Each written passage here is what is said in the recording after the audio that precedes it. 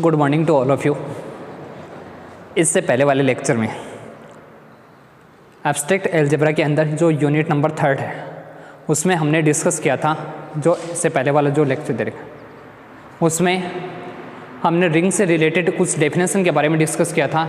मतलब रिंग की डेफिनेशन के बारे में डिस्कस किया था, इंटीग्रल डोमेन की, वलय की डेफिनेशन, पूर्णांक के प्रांत की डेफिनेशन, फील्ड की डेफिनेशन, इन सभी के बारे में। और आगे हमने कुछ रिंग के टाइप्स देखे थे।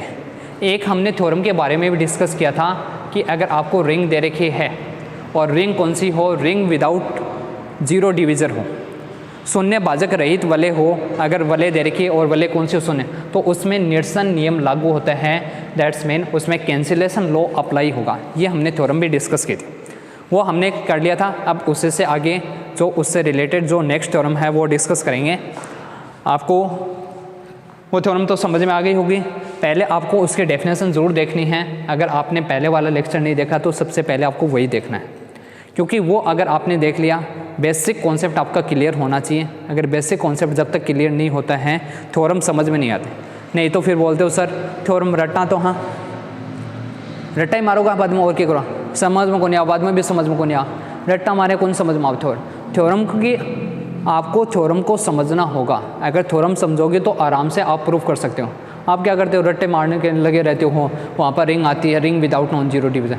अब आपको उसकी कंडीशन ही नहीं पता, ring without non zero divisor की कंडीशन क्या होती है, शून्य भाजक रहित वलय की, तो आप प्रूफ कहाँ से करोगे। यही नहीं पता कैंसिलेशन लॉ होता क्या है, तो प्रूफ कहाँ से करो। अब रट्टे मारने पड़ेंगे, वहाँ पर लगे रहते हो a dot b, a dot C.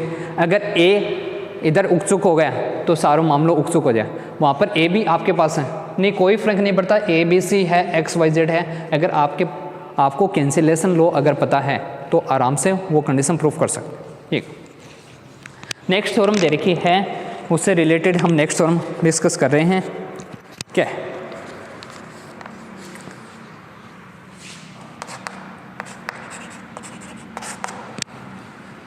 Ring दे रखी है। रिंग कौन सी दे रखी है, जेड पी, मतलब इंटीजर का सेट हो गया। सबसे पहले बात तो यही आ गई, रिंग जेड पी दे रखी है और जेड पी आ गई, इसका मतलब इसमें जेड इंटीजर होगा, इंटीजर आएंगे। एलिमेंट कहाँ से कहाँ तक आएंगे, 0 से लेकर p-1 तक आएंगे। अगर एलिमेंट दे या नहीं दे आपके पास यही है जेड पे। इसमें एलिमेंट होंगे कहाँ से लेकर, 0 से लेकर 1, 2 आएगा, 3 आएगा, एलिमेंट कहाँ तक आएंगे, p-1 तक। अब रिंग दे रखी है तो रिंग में 2 कंपोजिशन हमेशा होंगे। अब इसमें कंपोजिशन जो कि यहाँ पर जेड पी दे रखा है, तो एक तो प्लस पी कंपोजिशन आएगी, मतलब मॉड्यूलो एडिशन, एक आएगा मॉड्यूलो मल्टीप्लिकेशन। ये 2 कंपोजिशन दे रखी है, ये आपको रिंग दे रखी है। तो सीधी सी बात है, रिंग यही हुई है, Z p plus p dot P, ये रिंग दे रखी है आपको। अब एलिमेंट इसके ये दे रखे हैं, अगर जेड पी दे रखा है तो एलिमेंट 1 से लेकर p-1 तक होंगे। प्रूफ करना है ये एक क्या होगा, इज एन इंटीग्रल डोमेन। ये क्या होगा, एक पूर्णांक है, is an integral domain. Domain पूर्णांक के प्रांत होगा, पूर्णांक के, ये जो रिंग दे रखी है वो क्या होगा, पूर्णांक के प्रांत होगा, यदि और केवल यदि, if and only if, if and only if, यदि और केवल यदि, ये समझ आओगे। इफ एंड ओनली इफ क्या हो, p अभाज्य हो, p is prime number, p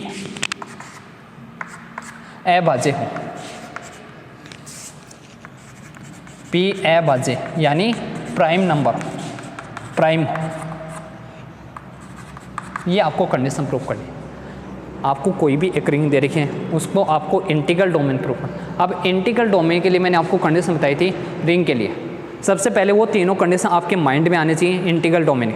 integral domain के लिए रिंग, सबसे पहले रिंग दे रखी है तो रिंग कौन सी होनी चाहिए, रिंग होनी चाहिए कॉम्यूटेटिव रिंग होनी चाहिए। फर्स्ट कंडीशन ये थी integral domain.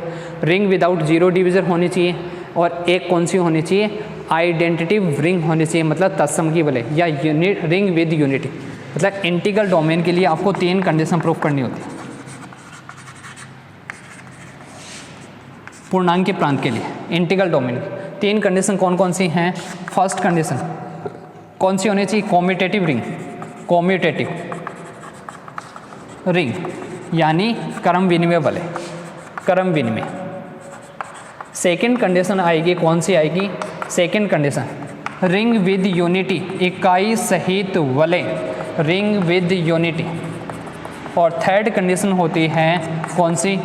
Ring without zero division, शून्य भाजक रहित वलय, रिंग विदाउट जीरो डिविजन, शून्य भाजक रहित वलय। ये तीन कंडीशन होती हैं। अगर ये तीनों कंडीशन सेटिस्फाई हो जाती हैं, क्योंकि सबसे पहले यहाँ पर देखो हम लेके चलेंगे पूर्णांक के प्रांत है, तब हम प्रूफ क्या करेंगे? पी अभाज्य संख्या है। फिर हम पी को अभाज्य संख्या लेके चलेंगे, मतलब प्राइम नंबर लेके चलेंगे, तब हम क्या प्रूफ करेंगे? इसको इंटीग्रल डोमेन प्रूफ करेंगे। एज इंटीग्रल डोमेन प्रूफ करेंगे तो आपके पास एक तो रिंग विद यूनिटी, जिसका मतलब डॉट संक्रिया के लिए जो आइडेंटिटी एलिमेंट होता है, डॉट संक्रिया के लिए आइडेंटिटी एलिमेंट क्या होता है? 1 इसमें एग्जिस्ट करना चाहिए। 1 इसने दे रखा है, इंटीजर का सेट दे रखा है तो 1 आएगा, 1 इसमें आ रहा है, इसका मतलब रिंग कौन सी होगी? Ring with unity. कन्फर्म बात है, सीधी सी बात है। इसमें नॉर्मल दो कंडीशन आपको इजीली दे। एक कॉम्यूटेटिव रिंग, चूँकि सेट किसका दे रखा है? इंटीजर का सेट दे रखा है, और इंटीजर का जो सेट होता है modulo addition and modulo multiplication, इसके लिए सदैव क्या होता है? क्रम विनिमय होता है, कॉम्यूटेटिव होता है। इंटीजर दे रखे तो दो कंडीशन तो आपके पास हो जाएंगी। एक कंडीशन आपको प्रूफ करनी होगी, तो सबसे पहले हम एक बार पहले ये प्रूफ करते हैं। पी को अभाज्य संख्या प्रूफ करें। हमने ले लिया कि पी जो दे रखा है Z p plus p dot P, इसको हमने क्या ले लिया? इंटीग्रल डोमेन ले लिया, यानी पूर्णांकीय प्रांत। इंटीग्रल डोमेन क्या मान लिया? पूर्णांकीय प्रांत ले लिया। इंटीग्रल डोमेन ये हम कंडीशन लेके चल रहे हैं। Let z p plus p dot p is an integral. Proof क्या करेंगे? हम प्रूफ करेंगे, प्रूव दैट पी अभाज्य संख्या है, पी अभाज्य संख्या होगी, P is prime number. P is prime number मतलब क्या होगी? अभाज्य संख्या, अभाज्य संख्या है। ये आपको प्रूफ करना है। हम इसका कॉन्ट्राडिक्शन लेके चलेंगे। अभाज्य संख्या कौन सी होती है? Prime number. प्राइम नंबर वो होता है जिसके केवल दो फैक्टर हो। एक तो खुद फैक्टर होगा, जैसे दो अभाज्य संख्या है तो दो के इसके दो फैक्टर होते हैं, एक तो 1 होगा और एक कौन सा होगा? 2 होगा। इसके दो ही फैक्टर होते हैं, 1 और 2। मतलब एक तो जो आपको नंबर दे रखा है वो नंबर सेल्फ इसका फैक्टर होता है, और एक इसका फैक्टर क्या होगा? 1 होता है। मतलब अगर किसी भी संख्या के केवल दो ही फैक्टर हो, 1 और वो संख्या खुद, तो वो कौन सी होती है? अभाज्य संख्या। हमने मान लिया लेट इफ पॉसिबल, यदि संभव हो तो माना। लेट इफ पॉसिबल, यदि संभव हो तो माना P is not prime number. P क्या नहीं है? प्राइम नंबर नहीं है। P is not prime number. P अभाज्य संख्या, अभाज्य संख्या नहीं है। ये हमने कंडीशन मान ली। P कौन सी संख्या नहीं है? अभाज्य। अब अभाज्य संख्या नहीं है तो P के कोई ना कोई दो फैक्टर होंगे।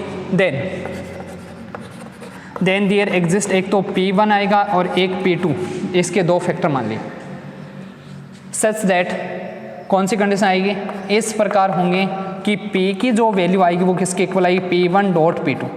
क्योंकि इसके दो फैक्टर हैं, अभाज्य संख्या नहीं है तो दो फैक्टर क्या होंगे? 1 नहीं आएगा, क्योंकि 1 तो किस में आता है? जब अभाज्य संख्या हो तब होगी। तो इसकी वैल्यू क्या होगी? जहाँ P1 की वैल्यू 1 से तो ग्रेटर देन होगी और P भी नहीं होगा, P से क्या होगी? Less than. यही कंडीशन आएगी P2 के लिए। P2 की वैल्यू 1 से ग्रेटर देन और लेस देन किससे होगी? P से। ये दोनों P1 और P2 की जो वैल्यू है वो हमेशा किसके बीच में आएगी? 1 से किसके बीच में? मतलब दोनों ही वैल्यू, P की वैल्यू भी, P1 की वैल्यू भी P के बीच में आएगी और P2 की वैल्यू ये भी 1 से ग्रेटर देन होगी और P से क्या होगी? Less than. ये दो कंडीशन। दैट्स मीन यहाँ से हम कंडीशन क्या लिख सकते हैं? P1 भी क्या होगा? नॉट इक्वल 0 और P2 भी क्या है? Not equal 0। दोनों ही क्या होंगे? नॉट इक्वल 0 होंगे। अब नॉट इक्वल आगे देखते हैं। चूँकि हमें कंपोजिशन कौन से दे रखी हैं? हमें दो कंपोजिशन, पूर्णांक के प्रांत में हमारे पास दो कंपोजिशन दे रखी हैं, प्लस P डॉट P। ये दोनों कंपोजिशन आपने डिफाइंड की हैं। Modulo addition, modulo multiplication. Modulo addition में तो हमारे पास कंडीशन आती है A प्लस P। P दे रखा है, यहाँ पर P आ जाएगा। अगर a प्लस बी इन दोनों को जोड़ोगे तो वैल्यू लेस देन b। अगर a प्लस बी की वैल्यू ग्रेटर देन आ रही हो किससे, p से, तो p से डिवाइड करते हैं जो रिमाइंडर आए। ये तो वैल्यू आती है लेस देन p हो और ये वैल्यू आती है ग्रेटर देन इक्वल किससे हो, p से। ये कंडीशन आती है। अगर दोनों को ऐड कर रहे हो तो ये करना, मल्टीप्लाई करोगे तो यहाँ पर क्या आएगा, मल्टीप्लाई का साइन आ जाएगा। अगर मल्टीप्लाई के लिए लिखोगे डॉट p लिखोगे तो यहाँ पर किसका आएगा, मल्टीप्लाई, एडिशन आ जाएगा। a डॉट b को डिवाइड करेंगे किससे, p से, जो भी शेषफल बचेगा, जो भी रिमाइंडर, अगर वैल्यू इक्वल आ जाती है यहाँ पर भी डॉट आएगा। फिर वैल्यू क्या हो रही हो, p या p से ग्रेटर देन आ रही हो तब p से डिवाइड करते हैं। क्योंकि p है, यहाँ से वैल्यू किसके इक्वल आ रही है, ये देखो अब p है किसके इक्वल है, p1 डॉट p2 के इक्वल है, इसी के इक्वल है। p1 है डॉट p2 के इक्वल है और p यहाँ पर p के इक्वल आ रहा है तो p किससे डिवाइड होगा, p से डिवाइड होगा। p क्योंकि अगर वैल्यू किन्हीं भी दो संख्याओं को मल्टीप्लाई करते हैं, अगर वैल्यू आती है p या p से करें तो p किससे डिवाइड होगा, p से। इसका मतलब इन दोनों को जब डिवाइड करेंगे p से तो रिमाइंडर क्या बचेगा, 0। तो यहाँ से वैल्यू आएगी p1 डॉट p2 की वैल्यू किसके इक्वल होगी, 0 के इक्वल। ये कंडीशन आएगी। अब चूँकि इंटीग्रल डोमेन दे रखा है तो इंटीग्रल डोमेन की कंडीशन है ZP plus P dot P, ये दे रखा है। ये क्या दे रखा है, इंटीग्रल डोमेन यानी पूर्णांक के प्रांत, इंटीग्रल डोमेन पूर्णांक के प्रांत दे रखा है। और पूर्णांक के प्रांत की ही कंडीशन होती है, इसका मतलब जो रिंग होगी, वलय होगी, वो कौन सी होगी, ring without zero division, without zero division यानी शून्य भाजक रहित वलय होगी, शून्य भाजक रहित, शून्य भाजक रहित।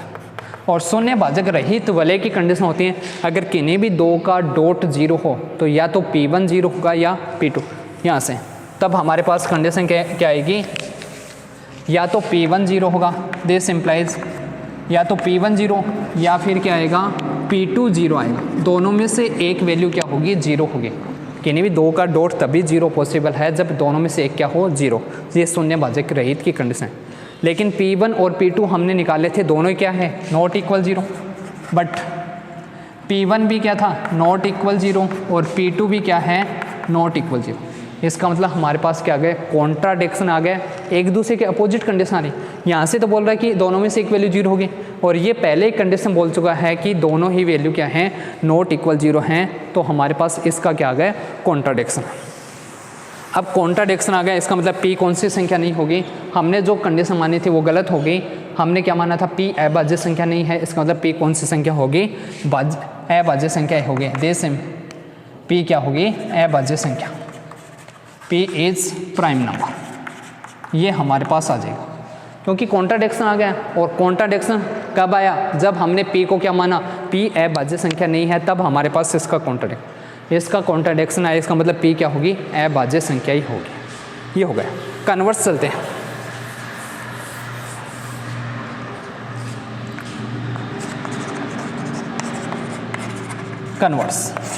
कन्वर्स में हम लेके चलेंगे p क्या है, p is prime number, p is prime number यानी अभाज्य संख्या। प्राइम हो गया अभाज्य संख्या। प्रूफ क्या करेंगे, जो रिंग होगी प्रूफ क्या करेंगे, देन प्रूव दैट, और प्रूफ क्या करेंगे, जो रिंग दे रखी है आपको, रिंग कौन सी दे रखी है, रिंग दे रखी है ZP plus P dot P, ये दे रखा। ये हमारे पास कंपाउंड, ये क्या हो गए, एक इंटीग्रल डोमेन होगा। जो वलय है वो क्या होगा, इज इंटीग्रल डोमेन यानी पूर्णांक के प्रांत, इंटीग्रल डोमेन। पूर्णांक के प्रांत प्रूफ करना है, ये क्या होगा, एक पूर्णांक के प्रांत होगा। पूर्णांक के प्रांत के लिए रिंग तो दे रखी है, हमें 3 कंडीशन प्रूफ करनी है।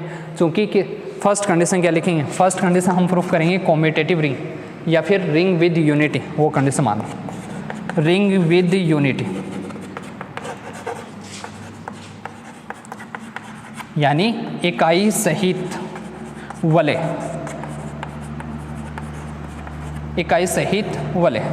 और इसमें लिखोगे क्या, सिंस ZP किसका सेट दे रखा है, Z P is set of integers and 1 किस में बिलोंग कर रहा है, या फिर ये लिख सकते हो we know that identity element, हम जानते हैं कि जो डॉट पी कंपोजिशन होती है, कौन सी कंपोजिशन के लिए, डॉट पी कंपोजिशन के लिए आइडेंटिटी एलिमेंट क्या होता है, डॉट ही वैसे, डॉट पी कंपोजिशन के लिए आइडेंटिटी एलिमेंट, डॉट पी संक्रिया के लिए आइडेंटिटी एलिमेंट कौन सा होगा, 1 होता है। इसके लिए जो आइडेंटिटी एलिमेंट होता है तत्समक अवयव कौन सा होता है, 1 होता है, और 1 इसमें आ रहा था एंड 1 किस में बिलोंग कर रहा था, 1 belong to z p, this implies unit element is exist in z P में इकाई अवयव विद्यमान होगा, और इसका मतलब रिंग कौन सी हो जाएगी, रिंग विद यूनिटी हो जाएगी। एक कंडीशन तो नॉर्मल सी दे रखा है इसने, सेकंड कंडीशन कॉम्यूटेटिव, वो भी हमारे पास आ जाएगी। सेकंड कंडीशन कॉम्यूटेटिव रिंग यानी क्रम विनिमय बल, कॉम्यूटेटिव क्रम विनिमय, और कॉम्यूटेटिव रिंग की कंडीशन क्या है, क्रम विनिमय वलय।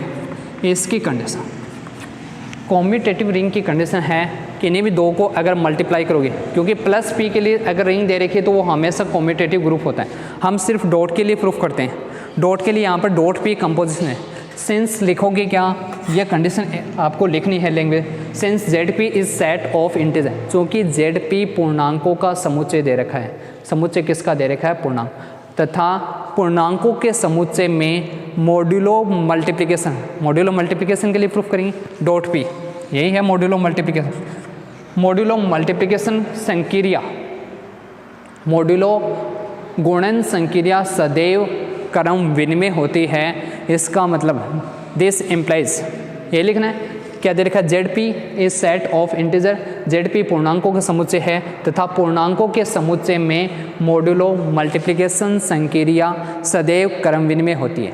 इसलिए जो सेट दे रखा है, इसलिए जेड पी में dot P composition, dot P संक्रिया क्या होगी, क्रम विनिमय हो, डॉट पी संक्रिया सदैव क्रम विनिमय होगी, क्रम विनिमय होगी, ये कंडीशन है। क्योंकि इंग्लिश में लिखोगे तो since Z P is set of integer and modulo multiplication composition is always commutative in set Z p, this implies Z dot P composition is commutative in set Z P. ठीक है, ये आपको लिखना है। और यहाँ से क्या हो जाएगी, जो रिंग हो जाएगी वो कौन सी हो जाएगी, दिस इम्प्लाइज जो रिंग होगी, कौन सी रिंग दे रखी थी, Z p plus p dot P, और वो रिंग कौन सी हो जाएगी, कॉम्यूटेटिव रिंग होगी, कॉम्यूटेटिव रिंग। कौन सी रिंग आ जाएगी, क्रम विनिमय वलय हो जाएगी। ये हमारे पास इसकी सेकंड कंडीशन। थर्ड कंडीशन देखते हैं कौन सी है। थर्ड कंडीशन में आपको प्रूफ करना है, third condition ring without zero division, यही आपको कंडीशन, यही यहाँ पर मेन कंडीशन है, रिंग विदाउट जीरो डिवीजन। कौन सी कंडीशन प्रूफ करनी है, रिंग विदाउट जीरो डिवीजन, यानी शून्य भाजक रहित वलय की कंडीशन प्रूफ करनी है, शून्य भाजक रहित वलय, ये आपको प्रूफ करना है। रिंग विदाउट जीरो डिवीजन, शून्य भाजक रहित वलय, थर्ड कंडीशन यही होती है। ये कंडीशन प्रूफ करें क्या हो, शून्य भाजक रहित वलय के लिए हम कोई भी दो एलिमेंट लेके चलेंगे, किसके, जेड पी के दो एलिमेंट ले लिए मैंने, एक तो ए ले लिया, लेट ए, और एक ले लिया बी, दोनों ही किसके एलिमेंट ले लिए, जेड पी के एलिमेंट। ठीक है, जेड पी के एलिमेंट ले लिए, तो इन दोनों की वैल्यू 1 से, क्योंकि स्टार्ट कहाँ से हो रहे थे, 0 से, तो ए की वैल्यू भी 0 से स्टार्ट होगी, कहाँ तक आएगी, वैल्यू आएगी कहाँ तक, p-1 तक, और b की वैल्यू भी 0 से स्टार्ट होगी और कहाँ तक हो सकती है, p-1 तक, क्योंकि ZP के एलिमेंट है, और ZP में एलिमेंट कहाँ से कहाँ तक आ रहे थे, 0, 1, 2, 3, p-1 तक, इसमें भी एलिमेंट कहाँ से, तो दोनों की वैल्यू ZP के एलिमेंट ले रहे हैं, इसका मतलब 0 हो सकती है वैल्यू, 1 हो सकती है, 2 हो सकती है, वैल्यू कहाँ तक हो सकती है, p-1 तक इसकी वैल्यू हो सकती है। यही कंडीशन आएगी। तो ए बी दोनों कंडीशन। अब हम इन दोनों का एंड इन दोनों का डॉट हम क्या लेके चलेंगे, डॉट यहाँ पर ध्यान रखना, डॉट पी कंपोजिशन है, वैल्यू हमने किसके इक्वल मान ली, 0 के इक्वल। यही कंडीशन आएगी, दोनों की वैल्यू क्या होगी, 0। अब अगर देखो यहाँ से अगर वैल्यू रखोगे 0 भी आ रही है, अगर ए या बी दोनों में से कोई भी एक 0 है तो कंडीशन क्या आएगी। फर्स्ट कंडीशन तो ये लिख सकते हैं, इफ़ ए इक्वल 0, या तो ए की वैल्यू क्योंकि 0 भी तो हो सकती है, या फिर बी इक्वल 0, अगर दोनों में से एक भी वैल्यू 0 की इक्वल भी तो हो सकती है। 0 से स्टार्ट है तो फर्स्ट कंडीशन क्या आ सकती है, दोनों में से कोई भी एक वैल्यू 0, उस कंडीशन में रिंग कौन सी हो जाएगी, देन रिंग कौन सी होगी, रिंग विदाउट 0 डिवीजन, शून्यभाजक हो जाएगी। देन ऑब्वियसली सी कंडीशन है, अगर इन दोनों का डॉट किसके इक्वल है, 0 के इक्वल, और इनमें से अगर एक भी वैल्यू क्या हो 0 तो रिंग कौन सी हो जाएगी, देन रिंग कौन सी होगी, रिंग विदाउट 0 डिवीजन होगी। जो आपको रिंग दे रखी है वो कौन सी हो जाएगी, रिंग विदाउट 0। अगर ये कंडीशन है, ये कंडीशन आएगी।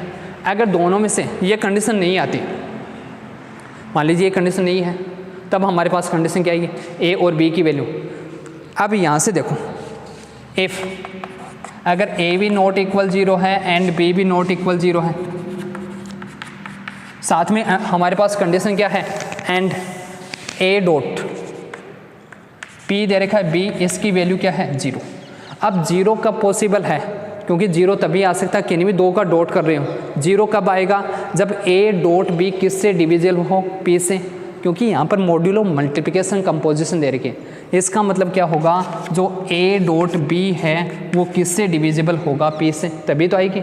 जब उसमें पी का पूरा भाग जाता है तो शेषफल क्या बचेगा, 0 बचेगा, और शेषफल 0 बचेगा, इसका मतलब पी जो ए डॉट बी है वो किससे डिविजिबल होगा।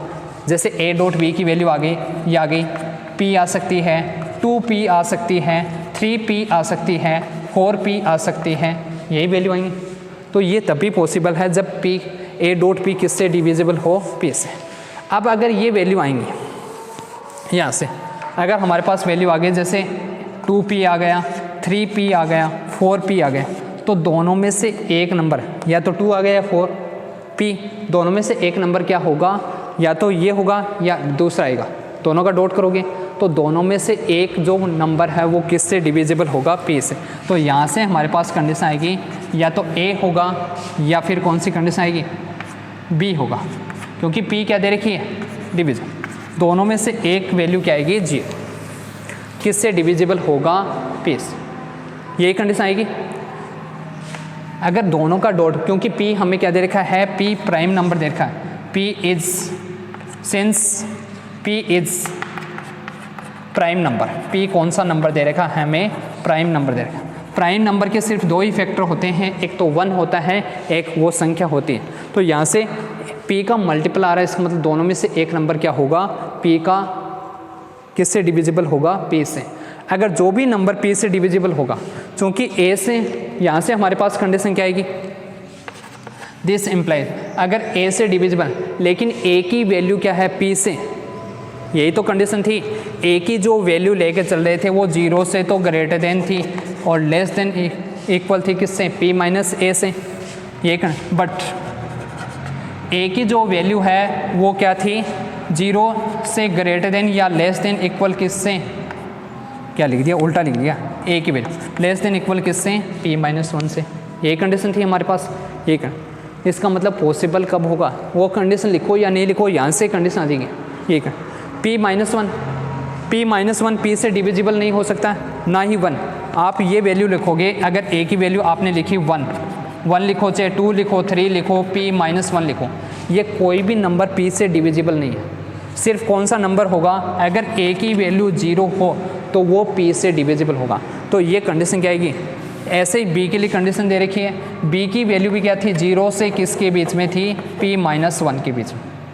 तो ये कब पॉसिबल है, then p upon a and कौन सा आ गया, और p upon b is possible. ये कब संभव होगा, इज पॉसिबल, या तो किसकी वैल्यू हो, या तो ए की वैल्यू 0 हो, या फिर किसकी वैल्यू 0 हो, या फिर बी की वैल्यू 0 हो। मतलब ये तब भी पॉसिबल है। ये कंडीशन तो आप लिखो या नहीं लिखो कोई फ़र्क नहीं पड़ेगा, यहाँ से ही करना है। इसी से आ जाएंगे दोनों करने, मतलब ए और बी दोनों की वैल्यू क्या होगी, या तो ए की वैल्यू 0 होगी या बी की वैल्यू। और ये किसकी कंडीशन है, रिंग विदाउट जीरोटी वैल्यू। 3 कंडीशन आ गई। फर्स्ट कंडीशन हमने कॉम्यूटेटिव रिंग प्रूफ किया, second condition ring with unity, और एक हमने कौन सी कंडीशन प्रूफ कर दी, रिंग विदाउट जीरोटी। और ये तीनों कंडीशन किसकी हैं, इंटीग्रल डोमेन की कंडीशन। इसका मतलब क्या लिख सकते हैं, दिस इम्प्लाई जेड पी आएगा प्लस पी आएगा डॉट पी आएगा, ये क्या होगा, इंटीग्रल डोमेन होगा। इंटीग्रल डोमेन यानी पूर्णांक के पार, ये कंडीशन है। इससे आगे की जो थ्योरम है वो हम नेक्स्ट क्लास में करेंगे। यहाँ तो आज टाइम ज़्यादा हो गया, थोड़ा सा अंधेरा सा हो गया, नेक्स्ट क्लास में कर लेंगे। तब तक के लिए सभी को थैंक्स। वीडियो को लाइक ज़रूर करना, कमेंट सेक्शन में कमेंट करना है। आगे आप सभी को पता है, शेयर करो तो आपकी मर्ज़ी, बार बार बात नहीं बोलनी। आप करो तो कर सकते हो, नहीं करो तो आप पर डिपेंड है, क्योंकि बार बार एक बात नहीं बोली जाती, वो आपको खुद को भी पता है। शेयर करो तो कर सकते हो, जितना ज़्यादा शेयर करो उतना बेटर है, क्योंकि उन स्टूडेंट का बेनिफिट हो सकता है इससे अगर शेयर करोगे तो, जिनकी आर्थिक स्थिति वीक होती है। बहुत सारे ऐसे स्टूडेंट होते हैं, बहुत सारी। अब हम क्या करते हैं, हमारी आर्थिक स्थिति ठीक होती ना, तो हम सोचते हैं ऐसा कोई स्टूडेंट होगा नहीं जिसकी ये कंडीशन हो। अरे बहुत सारे ऐसे स्टूडेंट होते हैं जो मतलब एक दिन के, मतलब कई बार तो ये कहानी भी हो जाती है, जिनके एक दिन की रोजी रोटी मतलब दाल रोटी का भी खर्चा नहीं आ पाता है। बहुत बार होते हैं, कंडीशन देखी हुई होती है, उनको पता चल जाता है। मेरी तो खुद ही ये कंडीशन देखी हुई है, तो मेरे को पता है। तो आपको ज़्यादा से ज़्यादा वीडियो को शेयर करना है, ताकि कम से कम जो स्टूडेंट कोई अगर कोचिंग कर रहा हो तो उनका तो बेनिफिट हो, कम से कम एक पेपर के भी रुपए बचते हैं तो बहुत अच्छी बात है।